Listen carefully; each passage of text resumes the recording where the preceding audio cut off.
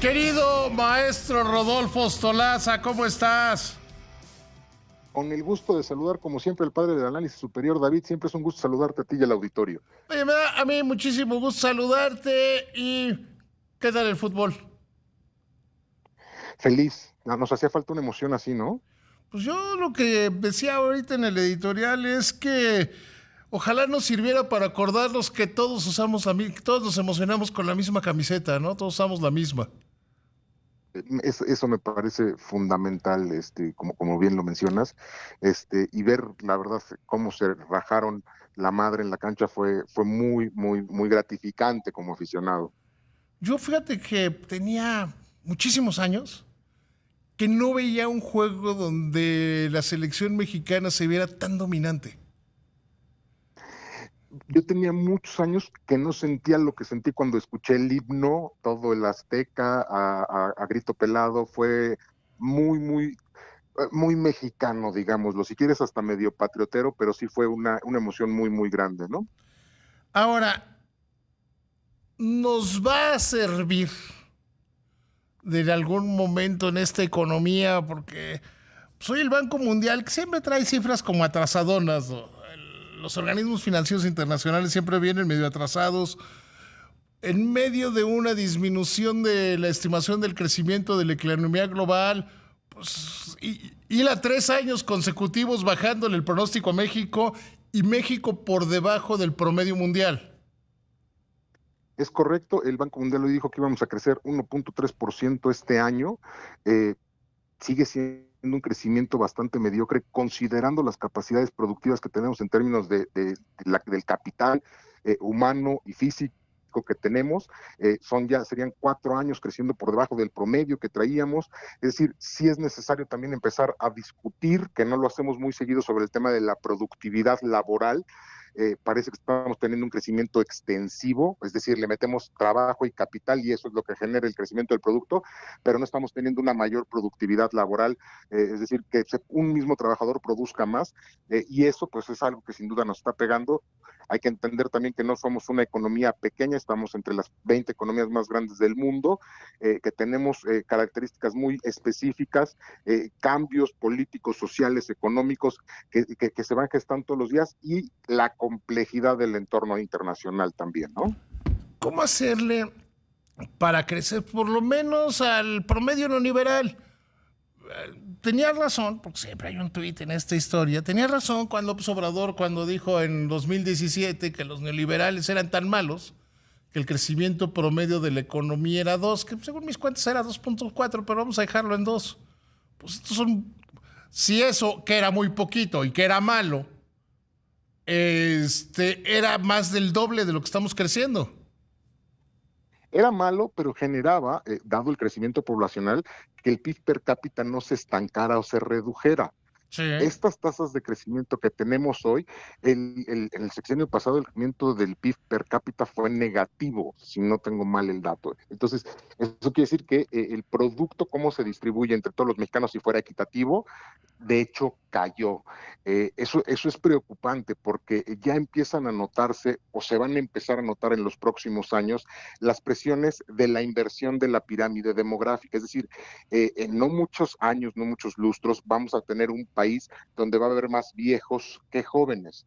Y las personas más añosas tenemos otras características en cuanto a los servicios que requerimos, en cuanto a lo que podemos generar o que pueden generar en términos económicos. Entonces van a ser muy poquitos manteniendo a esos muchos viejitos, que está pasando también en otros países. Pienso, por ejemplo, en Japón, lo que está sucediendo en Europa. Pero la pregunta que hace es fundamental. ¿Cómo le hacemos para crecer teniendo autonomía del Banco de México, un tratado comercial que pase lo que pase va a continuar, aunque se revise de manera anual, recursos naturales probadísimos, recursos humanos de los mejores del mundo, como lo demuestra la manufactura de alta tecnología que tenemos? ¿Qué nos está faltando? Es una pregunta mucho más de fondo. Yo en lo personal pienso que tiene mucho que ver con la productividad laboral en particular, pero también hay mucho que está ahí alrededor, ¿no? Todo lo que tiene que ver con infraestructura, con certidumbre, con seguridad física y de la propiedad, en fin, una serie de factores que influyen justamente en el ciclo de negocios. Rodolfo, pero a ver, Cuando hablamos de la productividad laboral, hay quienes se confunden diciendo, pero México es uno de los países del mundo que más horas se trabajan y por eso la tenemos que bajar a una semana de 40 horas. Pero lo cierto es que somos el país menos productivo de la OECD y mira, nos gana Colombia, nos gana Grecia. Eso que dices es muy cierto. En México tenemos la muy mala costumbre de trabajar muchas horas. Tenemos esta cultura, me parece a mí ya antiquísima, de mientras más tiempo estés en tu trabajo, los jefes te van a ver mejor. Pero yo te diría, es una cultura muy similar en Japón o en Corea, pero ahí sí se ven esos saltos de productividad. Entonces no solamente es el tema de las jornadas laborales, qué tan largas o cortas son. Es que Me haces parece que en es tu también un jornada tema. laboral. Exacto, de las capacidades que desarrollas al momento que te vas especializando. Estoy pensando desde los puestos más sencillos, desde la línea de ensamblaje, lo más básico, hasta el que llega a supervisar, arreglar las máquinas. Todo, o sea, existe, falta, digamos, esa parte de que se fortalezcan las capacidades de los trabajadores que les permitan entonces sí generar más valor añadido con las mismas o manteniendo fijo el capital, digamos, desde un punto de vista teórico. Ahora, ¿cómo le hacemos? Porque creo que incluso las medidas que se han tomado van en contra del avance de la productividad. Reducir la jornada, pues, vas a hacer menos horas de la gente distraída. Y creo que hay una disminución, creo que hay un mal sentido en la eficiencia de los trabajadores, ¿no? Insisto que tiene mucho que ver con la cultura laboral del país, de que valoramos mucho las horas silla. Mientras más tiempo estés sentado y que estés antes de que llegue el jefe y que te vayas después de que se va el jefe, se ve como que, oh, es un trabajador muy comprometido, aunque no haga absolutamente nada en la jornada. Digo, es algo recurrente que estoy seguro que muchos de los que nos escuchan se pueden ver reflejado esto en tus propios entornos de trabajo. Me parece que lo fundamental es eso, que podamos potenciar las capacidades de la fuerza de trabajo que tenemos. Estamos muy metidos, por ejemplo, en la industria automotriz. Ahora estamos exportando componentes electrónicos, computadoras a Estados Unidos.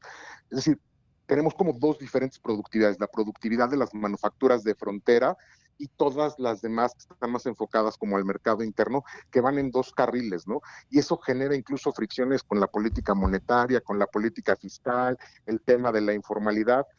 Son como muchas aristas que terminan pegando al crecimiento. Lo preocupante es que está muy claro que necesitamos crecer, pero no tenemos una estrategia consistente para conseguirlo. El plan México, ¿qué tanto ayuda a incentivar este crecimiento económico? Porque finalmente es la gran apuesta de esta administración. Me parece que es justamente su proyecto insignia, el Plan México. Me parece que está, que puede ser un boom de desarrollo en la parte de inversión pública. El chiste para que esto amarre no es nada más que haya más inversión pública, sino que esa inversión pública venga acompañada de inversión privada, que es algo que en los últimos meses los indicadores no lo vemos en los indicadores, mejor dicho. Esa es la clave, que la inversión pública pueda detonar, pero todas las presiones fiscales que existen actualmente, esta necesidad de consolidación fiscal, porque tenemos a las calificadoras mordiéndonos, porque podemos perder el grado de inversión, impide que haya un esfuerzo mayor en ese sentido. La presidenta Sheinbaum ha sido muy clara, este país necesita crecer y para eso necesita inversión y para eso está el Plan México. Es algo bueno, pero con las manos muy atadas en términos de lo que realmente se puede hacer de manera fiscal, con el gasto, digamos, productivo del Estado. ¿Tú sí crees que existe una posibilidad real de que las calificadoras quiten el grado de inversión? Sí, y es una cuestión muy sencilla. Si no hacemos absolutamente nada, la deuda va a seguir creciendo. Y si sigue creciendo la deuda, aunque tenemos, la verdad, un nivel bastante aceptable, alrededor del 50-55% del PIB, es algo que no les gusta a las calificadoras, porque no somos Japón, porque no somos Estados Unidos, que pueden tener una deuda sobre PIB mucho mayor al 100%, pero nosotros no estamos en esa liga. Sí, es que lo importante no es cuánto debes sino cuánto puedes pagar, ¿no? Eso que dices es fundamental. O sea, es que hay un tema ahí, hay un tema de fondo, por eso lo ven diferente. Si una persona, sí, si Carlos Slim, por inventarte un ejemplo, debe 1,000,000 de pesos en su tarjeta de crédito, no es problema. Si debe una persona que tiene un salario mínimo 30,000 pesos en su tarjeta, él no puede pagar. O sea, no es el tamaño de la deuda, sino cuál es tu capacidad de pago. ¿Y de qué depende la capacidad de pago de un país? Justamente de los ingresos que genera, de los impuestos que cobra. Dentro de la OCDE somos los que menos recaudamos o estamos en la parte muy baja. Entonces, es una discusión que no se ha tenido, me parece que la estrategia ha sido no la tengamos, pero es necesario tener una reforma fiscal que atienda de fondo los problemas que esto lleva sin permitir a los poderes, sobre todo al legislativo, que digan, bueno, si va a haber más ingreso, entonces quiero más gasto. No, o sea, tenemos que subir los ingresos y bajarle a los gastos. Y eso es muy complicado con las reformas fiscales en este país. Vamos, se tiene que encontrar la manera, se tiene que encontrar la manera de que haya de que haya más gente que pague, porque está pasando lo mismo que siempre pasa, y yo creo que si hiciéramos una reforma fiscal también caeríamos en lo mismo, que son más impuestos para los mismos que ya los pagan, ¿no? Exactamente. O sea, ¿qué necesitas para recaudar más? O creces más, o subes los impuestos, o te pones más fuerte en la parte de la recaudación. No hay indicios de que México vaya a repuntar en términos de crecimiento pronto, no hay indicios de que vaya a haber nuevos impuestos, y ya la verdad es que la tuerca de cobrarle más a los que ya tienen, pues ya está muy apretada. Entonces, eso pone en riesgo a las finanzas públicas, que es la capacidad de pago, justamente. Sí, no, ese es el verdadero problema. Querido amigo, te mando un abrazo. Siempre es un placer platicar contigo. Igualmente es un placer y un honor platicar contigo y con el auditorio. Buenas noches. Que te vaya muy bien.